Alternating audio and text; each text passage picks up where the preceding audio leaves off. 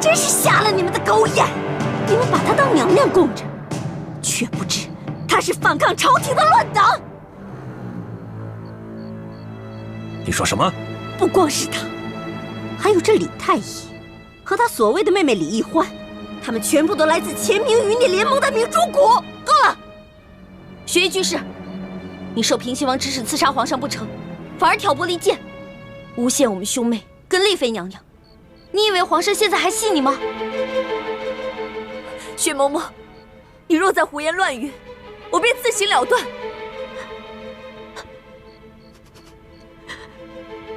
锦城，你虽然出卖魏氏，但是魏氏不是真的想让你死，更不想我们两个人都死在这儿。师父，易欢，你如果想让我放了锦城，除非你来替他做人质。不行。好，我答应你。环妹，放心吧，朱哥哥，他现在只想赶快离开紫禁城，不到万不得已，他不会伤害我的。拿我来换雪姐姐。易欢，走，让开！都别动，让他们先走。让开，不然我杀了他！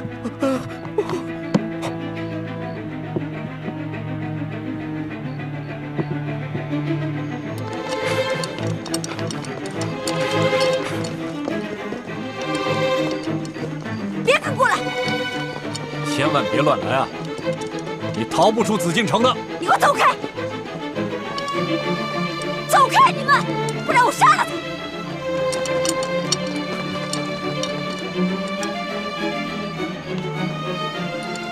随我上摘星楼，别耍花样。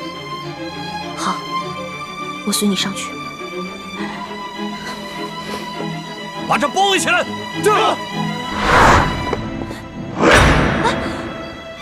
学艺居士，你千万不要轻举妄动。刘师傅，不如我们来做个交易。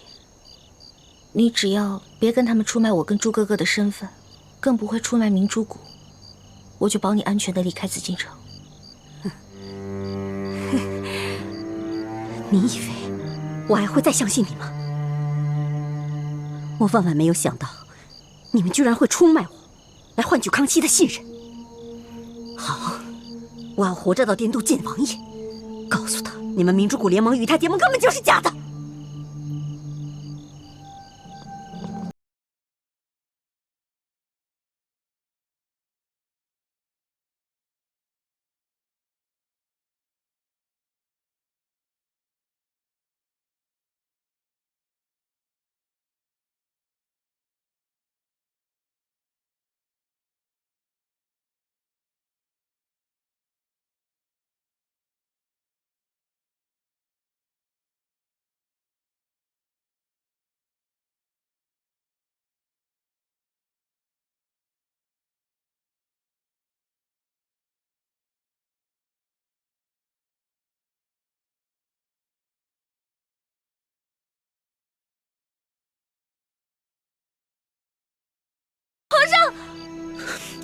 花儿，你别怕，朕一定会救你出来的。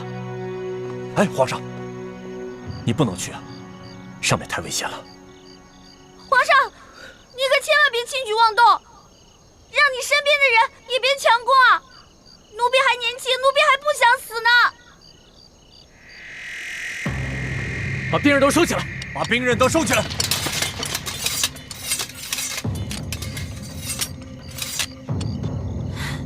六师傅，你看到了吧？皇上还是很在意我的。早知道你这丫头如此能耐，当初我们6位师长又何必煞费苦心，培养倾城来施这个美人计？刘师傅，咱们何必两败俱伤呢？只要你不出卖我们的身份，我保你安全。再说了，你现在别无选择，只能相信我。好，若非万不得已，我也不希望两败俱伤。但是你要随我一起离开紫禁城，去滇都见王爷。好，一言为定。皇上，奴才有话想要禀告。说。此话不方便在此讲，请皇上先移驾。现在就说。主子，奴才刚才领旨去帮着李太医捉拿刺客，可奴才刚一进去，这雪衣居士就说什么了？雪衣居士说，李太医还有易欢姑娘、丽妃娘娘，他们都是朱明联盟的乱党，而且他们都来自一个朱明联盟的基地，叫做明珠谷。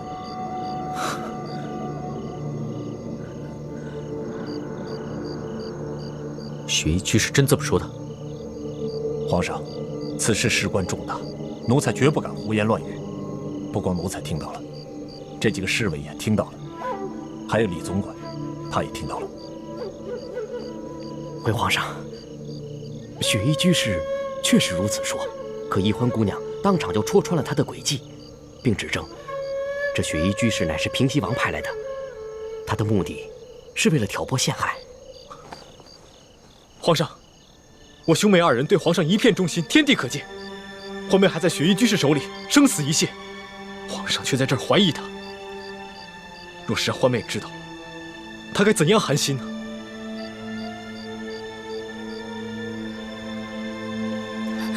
皇上，此番擒拿吴三桂的奸细，李太医和易欢妹妹都立下了汗马功劳。他们兄妹二人，无异于是皇上的左膀右臂。此番这刺客还没有抓到，皇上可千万不要中了雪衣居士的离间之计，自断臂膀啊！是皇上，这雪衣居士确是吴三桂派来的奸细，他说的话不可全信。皇上，此事事关重大，奴才只是不敢知情不报而已。现在只有雪衣居士一面之词，是非曲直到底如何，奴才也不敢妄言。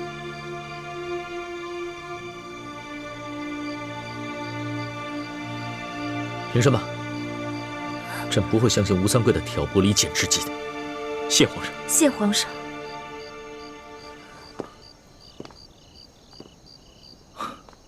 皇上，这雪嬷嬷武功极高，若强行动手，只怕会置欢妹于险境。不如先放他们离开。欢妹古灵精怪，一定能找机会脱身的。现在看来也只能这样了。你们都退下吧。是。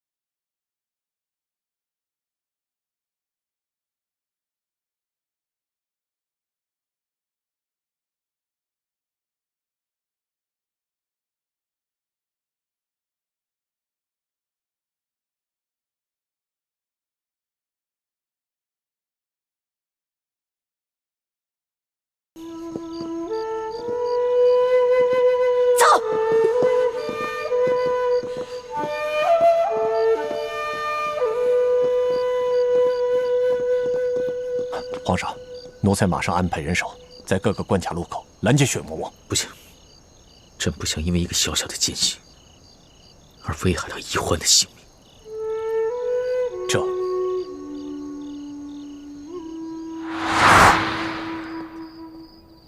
这到底是怎么回事啊？啊，你们还有多少事瞒着我呀？叔父，有些事情并不是我非要瞒着你，而是知道太多，对你并没有太大好处。那我就不明白了，这舒婉心既是舒剑的女儿，舒剑又是皇上看中的臣子，那她怎么就跟雪嬷嬷成了吴三桂派到宫中的奸细了？而她又是你们朱明联盟的人，这到底是怎么回事啊？这件事情很复杂。叔父在宫里这么多年，难道还不明白与人隐私者不祥的道理？康熙早就知道丽妃是吴三桂的内奸了，但他始终没有说过，是因为他不想让更多人知道这个秘密。叔父又何必一定要知道呢？你以为我想知道这个杀头的秘密啊？不还是被你们给连累了吗？哎，现在可怎么办呢？皇上虽然是不动声色，但他肯定是疑心你们了。事到如今，也只能走一步算一步了。好在雪嬷嬷是吴三桂内奸这件事已经坐实了，事情还没有到无可挽回的地步。唉，你们呐，你们就是我李德福的噩梦啊！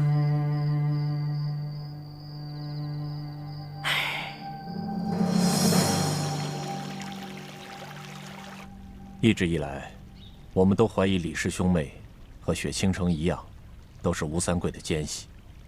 但是现在，他们又帮着皇上捉拿雪衣居士，这让我不得不怀疑自己是否判断错了。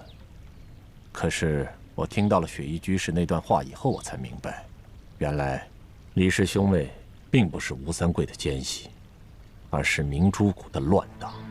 但是皇上却仍是不肯相信，对吗？这次的情形，很像是上次我们捉拿鳌拜时候的情形。李氏兄妹捉拿了鳌拜，鳌拜指认李氏兄妹是乱党，李氏兄妹却是鳌拜是在挑拨离间。而这一次，当雪衣居士说出李氏兄妹身份的时候，也正是李氏兄妹在拼命捉拿他之时，皇上自然会认为，这雪衣居士也是在挑拨离间他们。皇上就这么相信李易欢？先有鳌拜，现在又有雪衣居士的指认，可皇上居然仍不忍心怀疑他。皇后，正所谓当局者迷。一直以来，皇上所能感受到的都是李氏兄妹在拼了命地保护他，而这雪衣居士和鳌拜又都是他的政敌，他自然会偏向李氏兄妹多一些。可是以皇上的聪慧，我相信在他的心中，多少都会对李氏兄妹有一些疑心和戒心。我们只需要静待时机，一点一点地增加皇上心里的这份疑虑。我相信总有一天，皇上会醒悟过来的。但愿如此吧。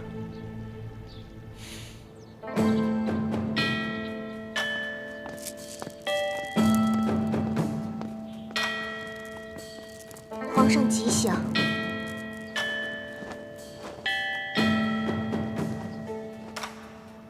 皇祖母吉祥，孙儿给您请安了。不必拘礼了，快起来吧，坐吧。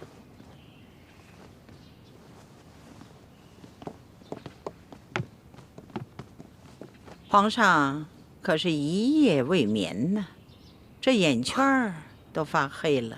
没事儿，孙儿年轻，偶尔失眠一次不打紧的。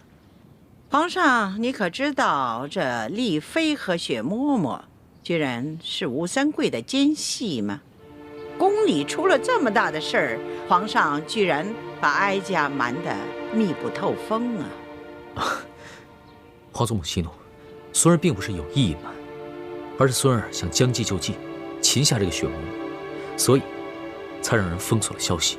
你就打算让这雪倾城顶替舒婉心留在宫里吗？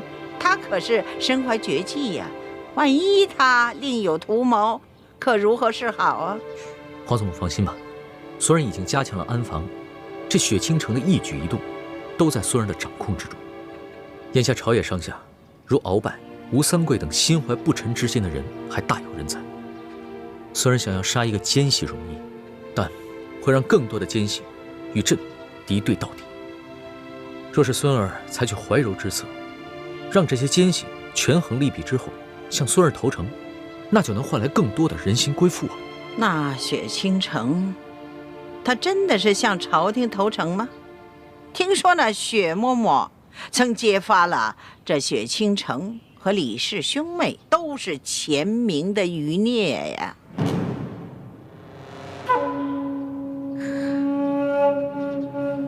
你可不要怪罪皇后，他可是6宫之主啊，这后宫之中的事儿，他都应该过问。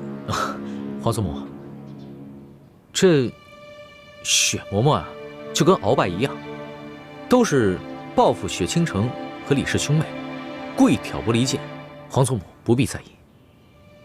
此次雪嬷嬷虽然逃走了，但是吴三桂要弑君之事已经坐实，群臣就再也没有人敢支持吴三桂。以后孙儿要撤藩啊，也就容易得多了。皇祖母，这都是雪倾城和李氏兄妹的功劳。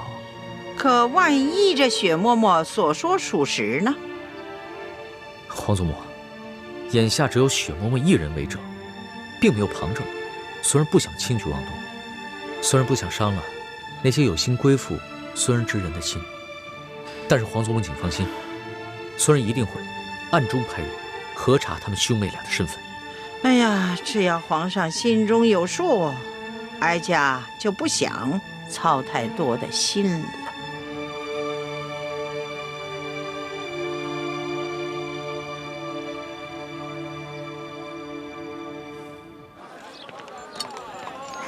你看这个，喜欢吗？喜欢就拿走。哎呦，是啊。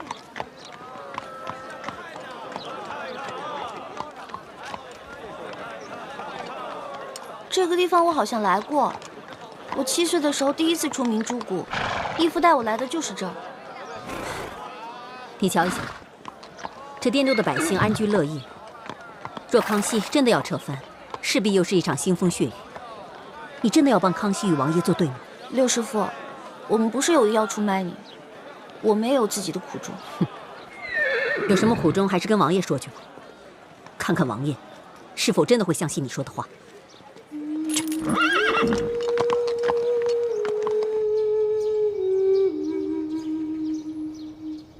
你就是李一欢？小女子李一欢，见过王爷。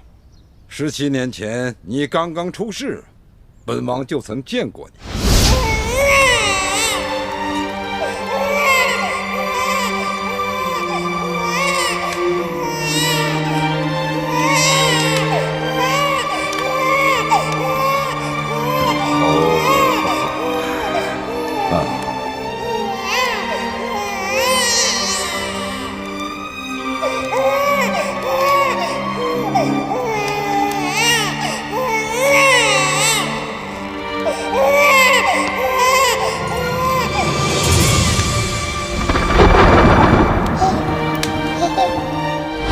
说来也怪，本王一生杀人如麻，却从未对谁心慈手软过。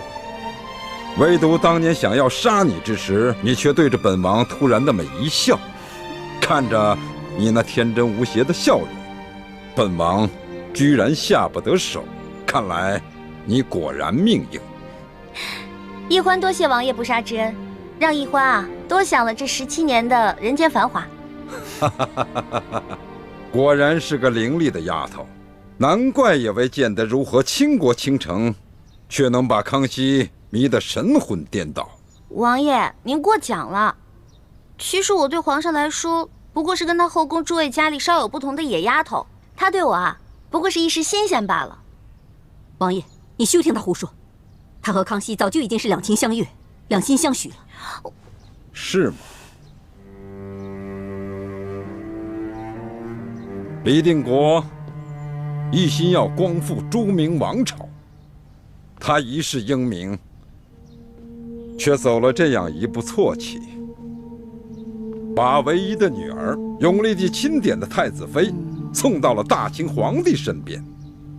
没想到你却偏偏喜欢上了大清皇帝，哈哈，真是讽刺，哈哈哈哈哈，太讽刺了。哼，王爷，您可能误会了，我喜欢的是我大师兄朱哥哥。我跟我大师兄啊，从小青梅竹马，早就定下了婚约。我对康熙呢，就像雪姐姐对康熙一样，不过是权宜之计罢了，权宜之计。王爷，这丫头满嘴跑马，死的都能说成是活的。王爷，你要小心，不要上她的当啊！是吗？那本王倒要看看这丫头如何向本王解释，他们将你和倾城出卖给康熙之事。王爷，我爹是真心想跟您结盟的。我们这次也不是有意破坏盟约，出卖六师傅来博取康熙的信任，而是迫不得已。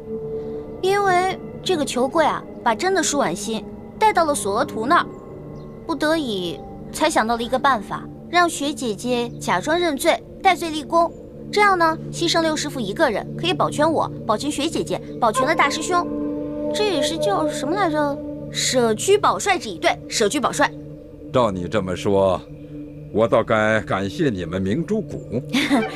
哎呀，王爷，您太客气了。我们现在就是一家人，互相帮助，互相扶持，这不是应该的吗？你这丫头，真是舌战莲花。如果你们是舍居保帅，为何当时不提前通知我，而是瞒着行事呢？你看你六师傅，我怎么跟您说啊？我们说牺牲你一个人，保全我们大家，你愿意吗？你肯定不愿意。再说现在，你虽然暴露了，但是王爷，雪姐姐还在啊。雪姐姐留在康熙身边，继续为您效劳，而我们明珠谷呢，保存了实力，对王爷您来说也是件好事，是不是？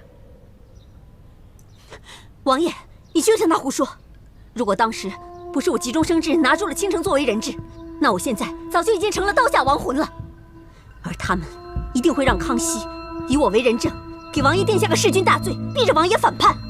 到时候他们明珠谷就可以从中渔利了。你看，六师傅，哎，咱分析一下啊，当初是不是你没能杀了裘贵，才导致了这么多事情的发生？是不是？你现在怕王爷责怪你，当然急着推卸责任了，口口声声说什么王爷对你有恩，你效忠王爷，可你呢，明知道皇上也有撤藩之意，只有王爷跟我们一起联盟，才能面对这个危机。你现在干什么呢？你现在在挑拨我们跟王爷的关系，你有何居心啊？王爷，我对王爷真的是一片忠心，天地可见呐。他们明珠谷与王爷结盟是假，想要挑起王爷和朝廷的矛盾，他们好从中渔利才是真的啊！王爷，好了，不必多说了，本王自有判断。来人，在，把李一欢带到别院，好好安置。卑职遵命。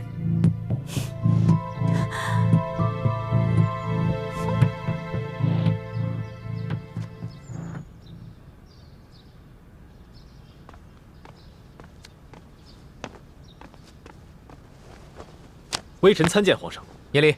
谢皇上。怎么样，有易欢的消息了吗？刚刚得到消息，易欢已经被雪衣居士带回了滇都，直接带进了平西王府。那平西王有何反应？尚不清楚。微臣正在想办法打探消息。朕刚刚亲手拟了一道圣旨，令人快马送往滇都。朕故意用生气的口吻责问吴三桂，雪衣居士是否是他的手下，行刺朕是否出自他的授意。皇上圣明。如果皇上不动声色，和和气气地说吴三桂是清白的，雪衣居士是在栽赃陷害的，只怕吴三桂会觉得皇上是另有所图，会对他不利。但皇上直接生气地质问他，反倒透着股亲切之意，会让吴三桂觉得皇上对他尚有信任可言。李爱卿不简单呐，朕的心思你都能懂。皇上过奖了，臣不过是偶合圣意而已。吴三桂现在只有2个选择：一是撕破脸，杀了易欢，然后立刻起兵造反；二，放易欢回来，同时把雪衣居士押解进京，把自己摘得干干净净，继续和朝廷维持表面上的关系。李爱卿，你觉得平西王会作何选择？皇上，臣对平西王并不了解，对他的实力更是一无所知。臣不敢妄言。你什么时候也开始学起索额图了？说实话，朕也不知道吴三。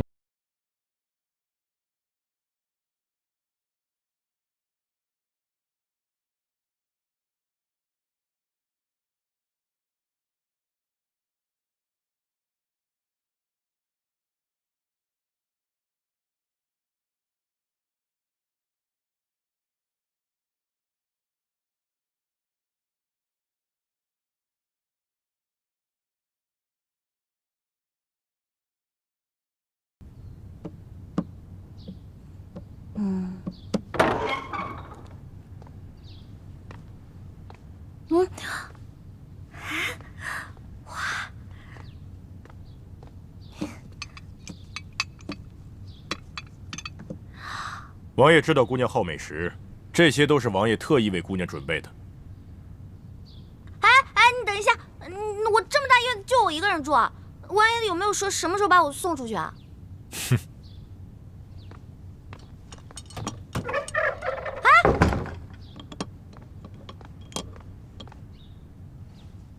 德行，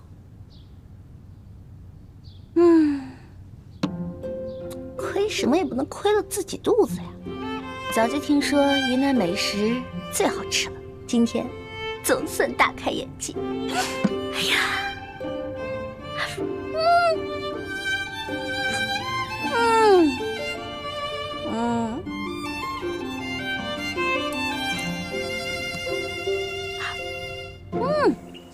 这是地形图。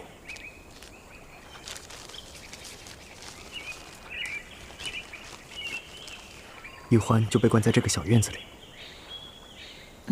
啊，对了，滇都晚上都是要宵禁的，这是出城的令牌，你收好。可是，王爷明天一旦发现没人，你岂不是脱不了干系？没关系。我就一口咬定，我什么都不知道就好了。可这令牌，极少有人有机会能拿到。王爷是不会相信你的。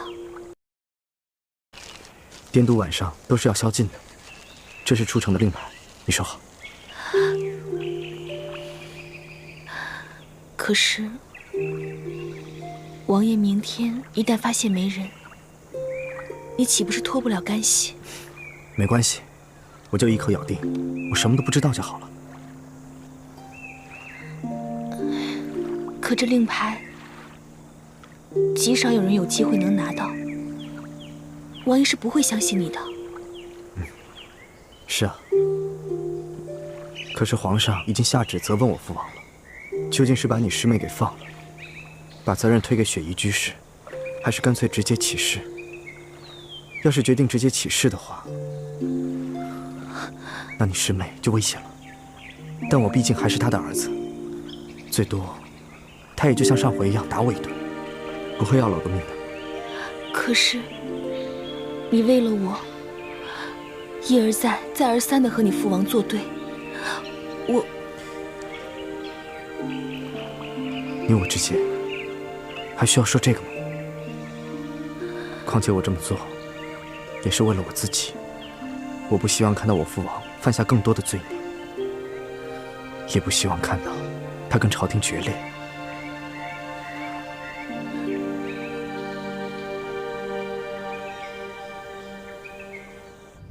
吴三桂，每天把这么多美食跟水果放在我面前，真的把我当成只知道吃的猪啦？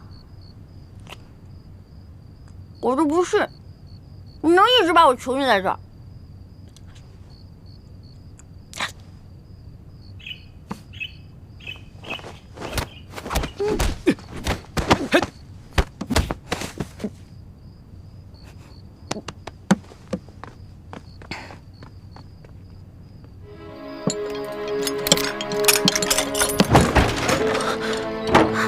叶哥哥、樊姐姐，小师妹，我就知道你们会来救我的，太好了！小师妹啊，你没事吧？吴三桂没有为难你吧？我当然没事了，好吃好喝的给我伺候着呢。还好你们救我，再不救我，我就成猪了。吴三桂知道自己野心暴露了，康熙一定不会放过他。他已经在谋划怎么起兵造反了。如果他一旦认定我们不是真心与他们结盟，一定会杀了你姬妻。我们还是快走吧，此地不宜说话。走走走走走走。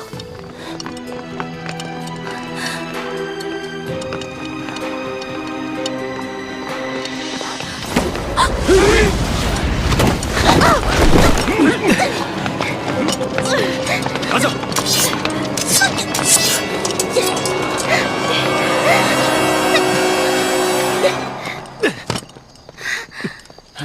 别动！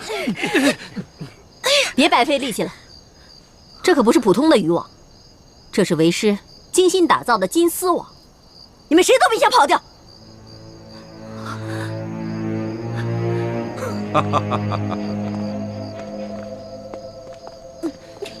李一欢，你本来已经说动了本王，只可惜你这2位师兄师姐却沉不住气。如此一来，本王算看明白了，还是雪衣居士说的对，你们朱明联盟和本王结盟毫无诚意，完全是想利用本王来对付康熙。本王绝不会上你们的当。你把他们全部押回王府。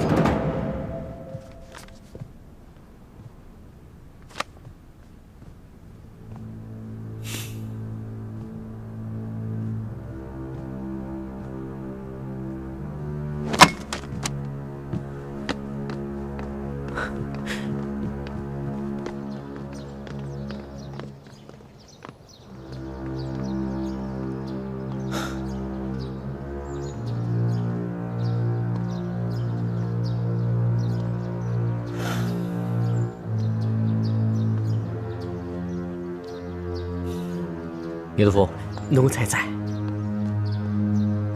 你觉得李欢和李建清是否是朱明联盟的奸细？皇上，奴才呢，平时只是专心伺候皇上，对别的事情都不放在心上。况且李氏兄妹眼下又是皇上看重的人，奴才不敢妄议呀。你这是。眼下有没有外人，就直说吧，说一说你的看法。朕也只是随耳一听。回皇上，这李氏兄妹都是来自民间，又都是百姓，自不比别的臣子奴才，不可完全相信。可是皇上几次遇到危难的时候，这李氏兄妹啊，又都是舍死忘生的救护皇上。特别是这世淑姑娘，她平时啊，怕苦、怕累、怕疼，也怕死。可是，在关键时刻，那真是舍死忘生的救护皇上。依奴才看来，不像是伪装的。一欢对朕的一片真心，朕是感受得到的。但是前有鳌拜，后有雪衣居士，他们2人同时指认李氏兄妹是朱明联盟的奸细，朕的心里也未免有一些放心不下。这雪衣居士呢，是吴三桂派来的杀手。对于这个人，奴才不是很了解，可是鳌拜奴才十分了解。鳌拜跟吴三桂都是皇上的敌人。这俗话说，敌人的敌人就是朋友啊。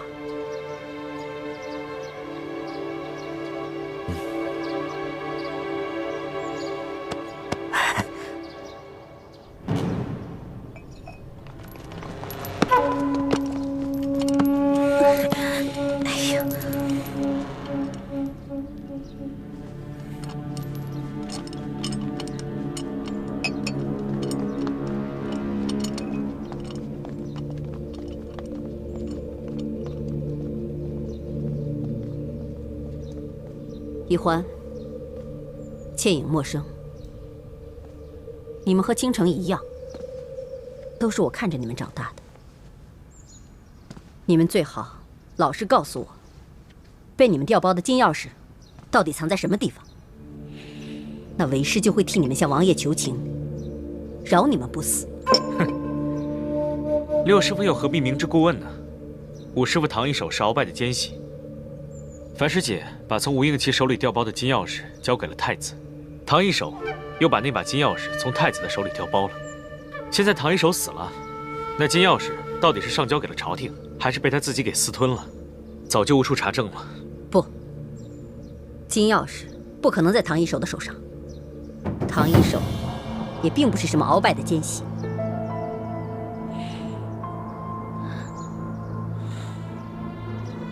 那日，我跟我娘给五师傅练诗，这鳌拜的腰牌乃是亲自从他身上搜出来的。一块腰牌能证明得了什么？总之，唐一手并不是什么奸细，唐一手也并非我所杀。事到如今，你还在抵赖？我再说一遍，唐一手并非我所杀。那日，在城郊的荒庙中，我冒着被暴露身份的危险去救二公子。于是，我悄悄地给石青红传递了信息，让他发起进攻，配合我行动。快，这边！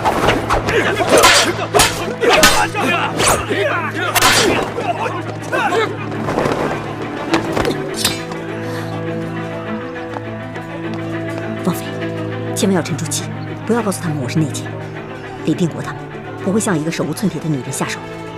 我先救走二公子，回头再想办法救你。二公子，快醒醒，快随我走！二公子。但是我万万没有想到，二公子和侧王妃已经中了呆若木鸡散，不能说话也不能动弹。于是我就取消救走二公子的计划，由原路从屋顶悄悄地退出厢房。我当时在想，如果侧王妃真的要出卖我，那我只能放弃潜伏，逃回到王爷的身边。所以，我怎么可能去厢房杀二公子和侧王妃？要是那样，我怎么向王爷交代呢？为了掩饰自己，我当时和晋王还有陈胜男并肩和清兵作战。当我再进入厢房时，我发现侧王妃被一刀毙命了。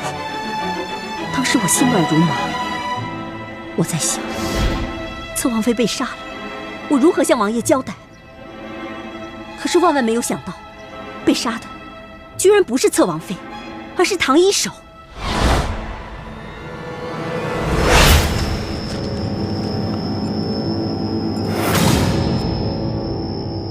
老五，我师父。更让我没想到的是，唐一手到最后，居然被大家认为是鳌拜的奸细。义父，诸位师父，这是从武师父身上发现的。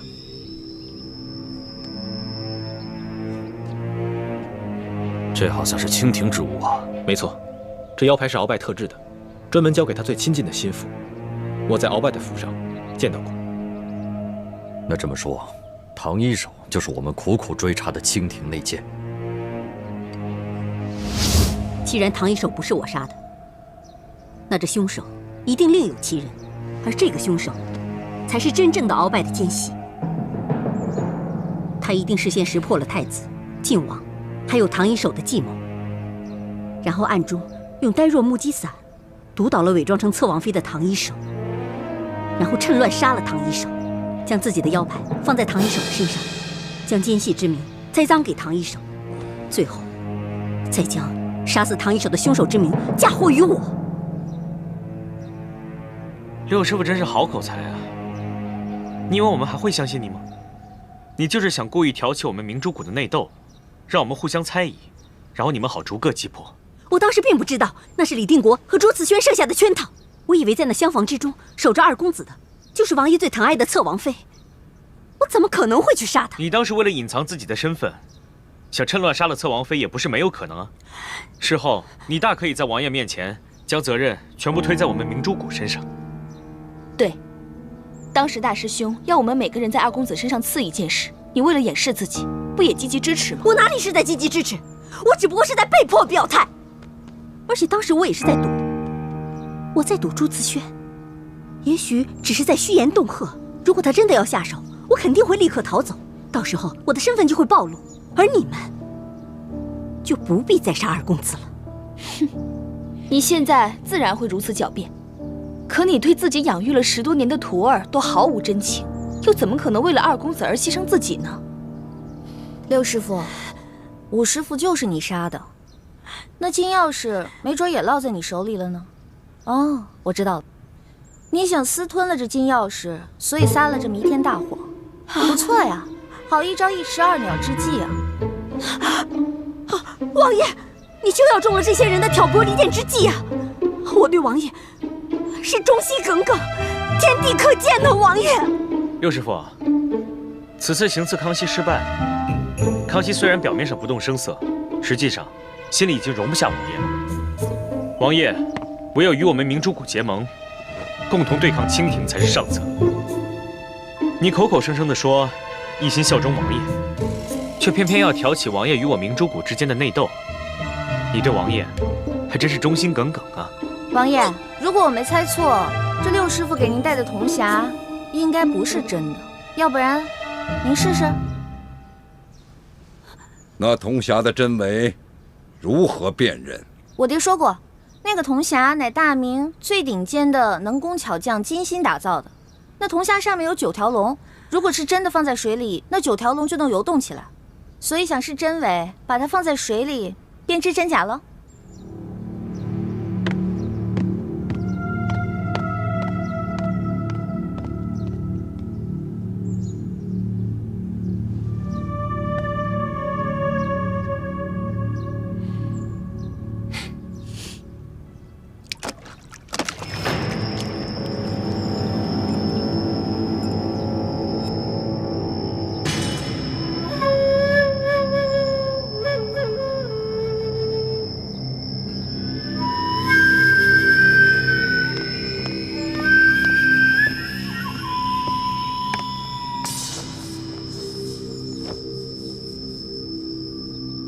我刚刚试过了，那铜匣果然是假的。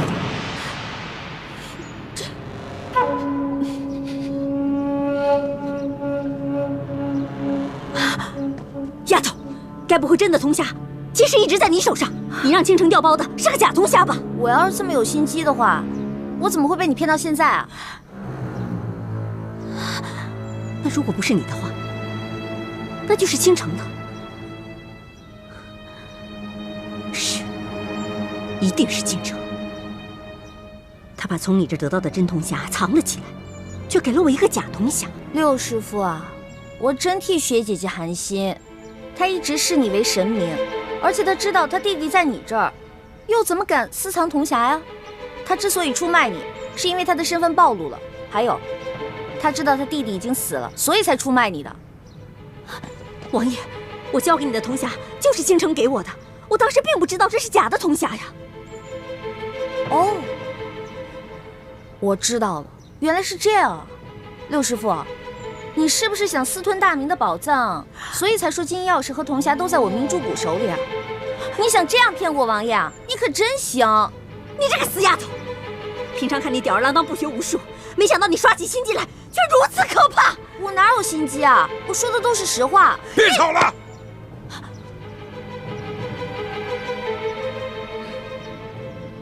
把他们给我押下去。是。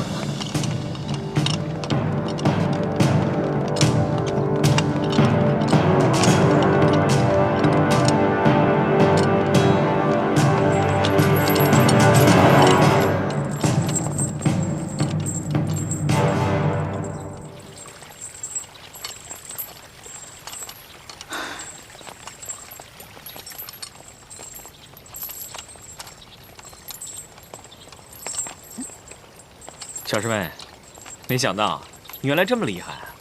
只怕现在六师傅肯定很后悔，没能在来滇都的路上狠心杀了你。我也是被逼无奈啊！如果平西王跟咱们明珠谷联盟破裂的话，那我们就都活不成。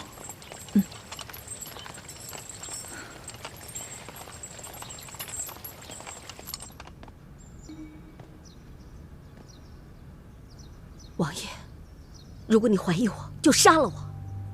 我愿意以死来证明我对王爷的忠诚。唐一手真不是被你所杀。王爷，你对我有恩，我是为了报恩才誓死效忠王爷的。试问，我怎么可能为了保护自己的身份，去杀王爷最疼爱的侧王妃呢？那这个铜匣，应该是被倾城调包了。以我对易欢和倾城这2个孩子的了解，易欢倒是不太可能调包这个铜匣，都是这个倾城。表面对我唯唯诺诺，实际上只怕一直藏着别样的心思。这次他知道他弟弟已死的消息之后，就立刻对我翻脸无情了。我相信你说的是真的，这个铜匣应该是在倾城手上，至于这把真钥匙，应该是落在了那个潜伏在明珠谷里的鳌拜内奸手上。多谢王爷的信任。把李一欢他们给我押回来。是。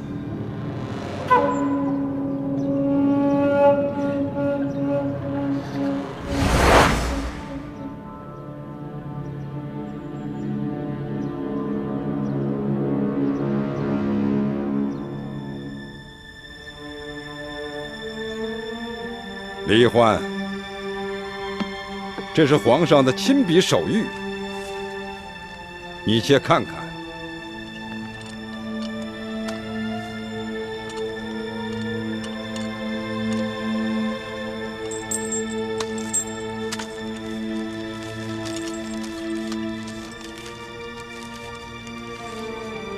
哼，皇上这还挺生气的啊。皇上虽然生气，质问我是否就是幕后主使，可质问的口吻中仍透着亲近信赖之意，所以，我只要将雪域居士和你们3个一同押解进京，就能把自己撇得干干净净，同时还能立个大功。雪衣，愿为王爷效忠，以性命来换取康熙对王爷的信任。李欢，你现在明白了吧？你爹想和本王假结盟，暗中挑起本王与康熙矛盾的诡计，注定是不能得逞的。王爷，你误会我爹了。你当年逼着我爹杀了我娘，我爹心里确实恨你，但你也知道，在我爹心里，光复大明的大业远胜于私人恩怨，所以他是真心想跟你联盟，一起对付清廷的。可本王并不想造反，我这个平西王当得还算舒坦。可是您这个平西王也当不了多久了。您觉得您顺着这条圣旨顺坡下驴，把我们几个卖了，再杀了雪衣居士，就可以打消皇上的撤藩之意吗？那您就大错特错了。这皇上在我面前不止一次说过，之前鳌拜是他的心腹大患，现在把鳌拜擒了，王爷您就是皇上心中一根不得不拔的刺。康熙果真这样说？当然了，不信我给你演一个。他是这样的：吴三桂这个老匹夫啊，他想躺在功劳簿上多少年？这每年管朝廷要银两，国库都空了，这如今还蹬鼻子上脸，900多万两雪花银啊，还不给他挥霍的呀？圈占民田，广征官市，自主私钱不说吧，这老匹夫居然敢弑君，弑君可是大罪啊！可恼可恨！这老匹夫比起鳌拜来说，过10倍有余。朕早晚亲手灭了他。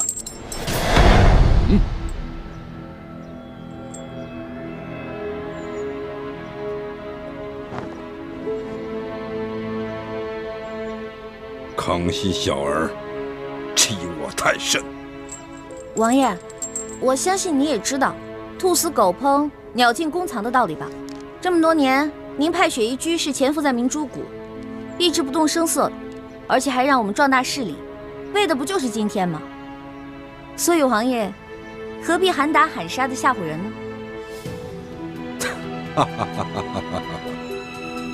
之前只听说李定国的女儿贪吃贪玩，不学无术，没想到却有如此见识。王爷您过奖了，其实我刚才说的这些吧，不是我自己的想法，是我之前听我爹还有我大师兄他们分析过，我也不过是鹦鹉学舌罢了。王爷，我们明珠谷是真心想同王爷结盟，共同对抗清廷，还请王爷三思啊！你若是把我们3个押解进京，相当于我们2家自相残杀，反而让康熙坐收渔翁之利。但如果你把奕欢送回康熙身边，对你我来说可是有天大的好处。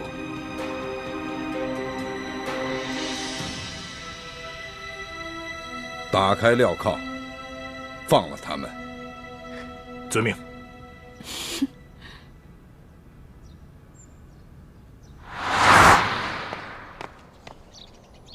六师傅，让你受委屈了，所有干系你自己先担了。放心吧，有徒儿在，徒儿一定会在龙小弟面前替你求情，保你性命的。希望你能够说到做到，否则我会让你后悔的。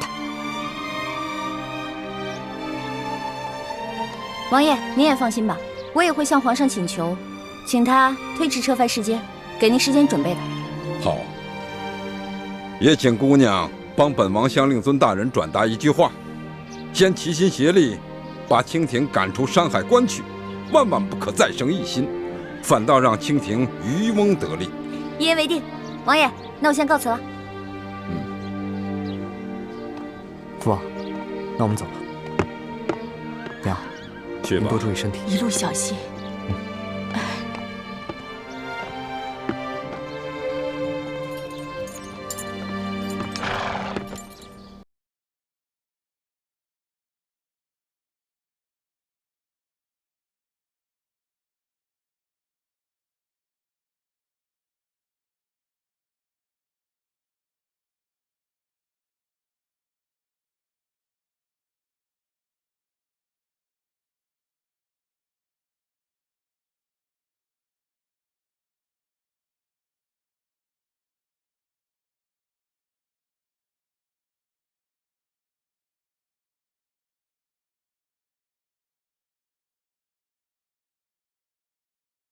永乐斋歇息。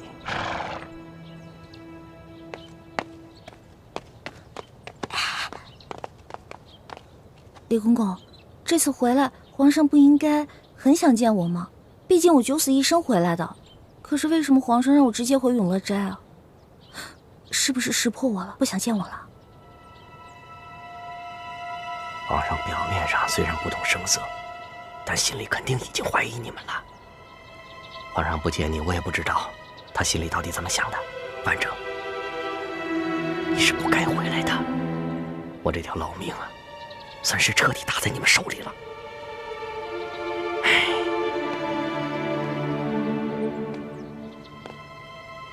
走吧。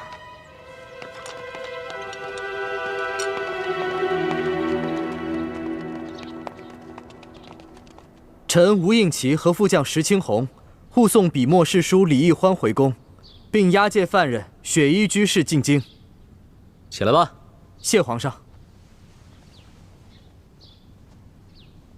皇上，臣代臣父请罪，请皇上治罪。这平西王何罪之有啊？家父讲，他当年带兵剿的梅花门，与雪衣居士结下了血海深仇。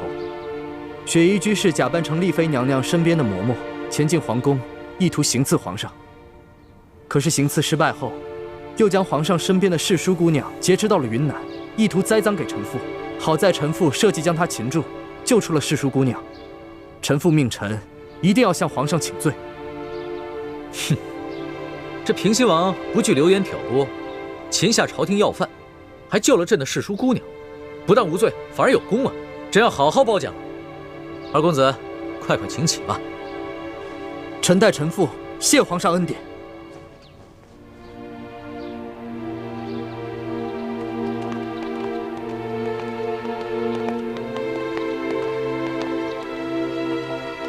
请。多谢李公公。啊。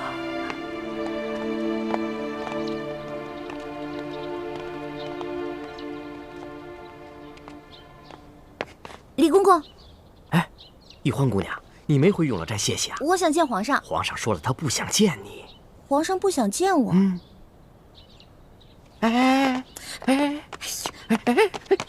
玉欢姑娘，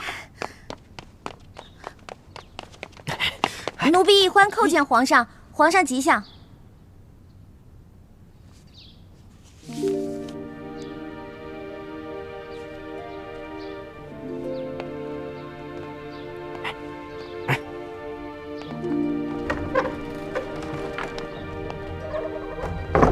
奴婢玉欢叩见皇上。平身吧。龙小弟，我回来了。朕知道，朕又不是一个瞎子，你一个大活人站在眼前还看不见。我九死一生回到你身边，你怎么一点都不开心啊？好像还有点生气。李欢，你可知罪？我知什么罪啊？你犯了2条重罪。哪2条重罪？第一，通敌。我通什么敌了？朕问你，雪衣居士行刺朕失败以后，用丽妃当人质，你为什么要救下丽妃，自己去做人质？奴婢舍身救丽妃，那是因为丽妃平日在宫里对奴婢颇有关照啊。丽妃和雪衣居士都是平西王派进宫里的奸细，你用自己顶替丽妃，让朕不得不放了雪衣居士，难免有奸细之嫌。那皇上这么说的话，奴婢还有好多罪状呢。说来听听。这罪状1嘛，就是奴婢劝说丽妃自首，并且告发雪衣居士。这罪状2呢，就是奴婢让奴婢的哥哥冒充皇上，让雪衣居士的行刺计划功败垂成。这罪状3嘛，就是奴婢身为吴三桂的阶下囚，还不忘为皇上着想，还去刺探他的军情与实力。朕怎么听你说的不像是通敌罪状，反倒是在为自己邀赏啊？奴婢的通敌罪状全都供述完毕了。第2罪是什么？恃宠行凶，致人重伤。我重伤谁了？重伤之人已经到场，你可以当场验伤。哪有人啊？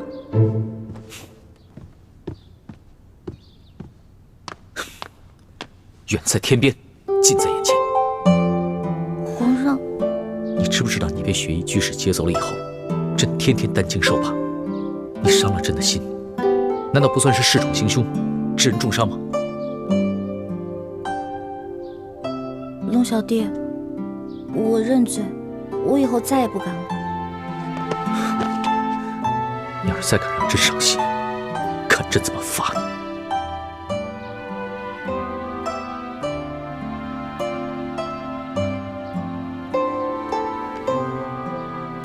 皇祖母，吴三桂在接到皇上的圣旨后，果然让吴应奇押送雪衣居士回京，护送李易欢回宫了。皇上，他是个聪明的人，可是这吴三桂也不是等闲之辈，聪明人不动则已，动起来恐怕就是惊天动地了。皇后，陪哀家出去走走。皇祖母，外面风大，你还是留在宫里歇息吧。这点风算什么？哀家这一辈子经历了多少风风雨雨呀！这点风迷不了哀家的眼睛。走吧。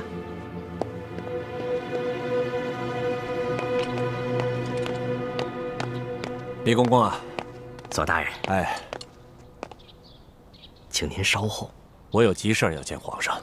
你就是有再大的事儿也得候着。世淑姑娘刚刚回来。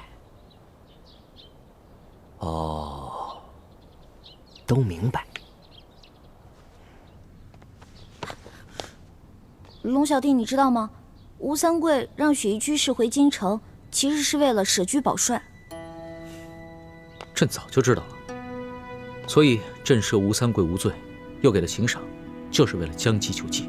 而且临走之前，他还让我去他的军营看了看。你说他为什么要让我去他的军营看呢？他带你去，就是为了让你转告于朕，他的军队永不可挡。而且我从滇都回京的路上，看到了好多怪事儿。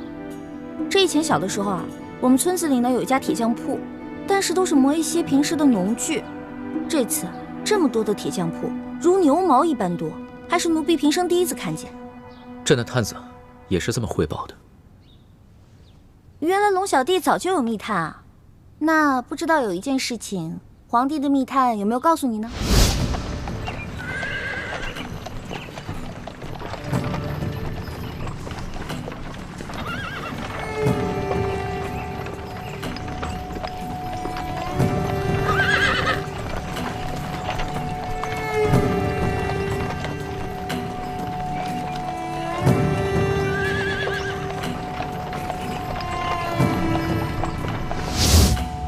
我第一次看到，居然有这么多匹的马。这些马比朝廷的如何？比朝廷的更加的精壮彪悍。这些马都是吴三桂斥巨资从藏民手里买的藏马。龙小弟的密探好厉害啊，这都知道。可是吴三桂买这么多匹藏马是干什么呢？藏马体型彪悍，比朝廷用的川马跑得快，而且高大。他集聚了这么多的战马，还有铁匠铺，难道他想造反？朕一旦下旨撤藩的话，他就会联合耿精忠、尚可喜一起起兵造反。可他为什么要让我看到这些呢？他不怕我回来向你禀报吗？他让你看到这些，是有意为之。他想借你的口转告于朕，忌惮他的实力，从而害怕，不敢下旨撤藩。那，你怕吗？索图到了没？奴才在。那还不赶紧进来！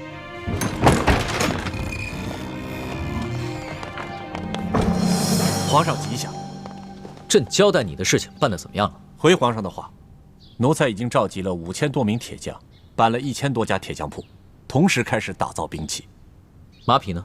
马匹，奴才派人到牧区收购藏马，还到蒙古地区收购更加精壮彪悍的蒙古马，现在已经收购了2万多匹，估计2年以后可以增加到5万匹。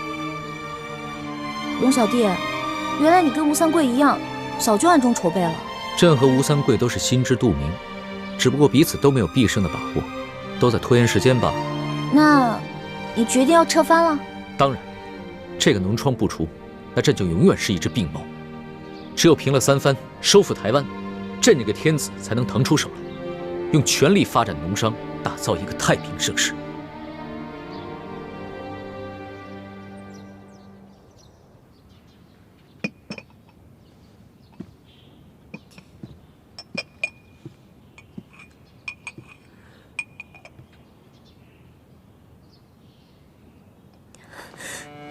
皇上，臣妾请您开恩，饶雪衣居士一死。丽妃，你明知道雪衣居士是在利用你，而你的弟弟也已经死了，你为何还要替他求情？臣妾举报他，是出于对皇上的忠心。现在为他求情，是要报答雪衣居士这18年来对臣妾的养育之恩。丽妃，雪衣居士犯下的可是弑君大罪，不可饶恕。如果皇上一定要置他于死罪，那臣妾愿意陪他一起去死。愿陪他一死。望皇上恩准。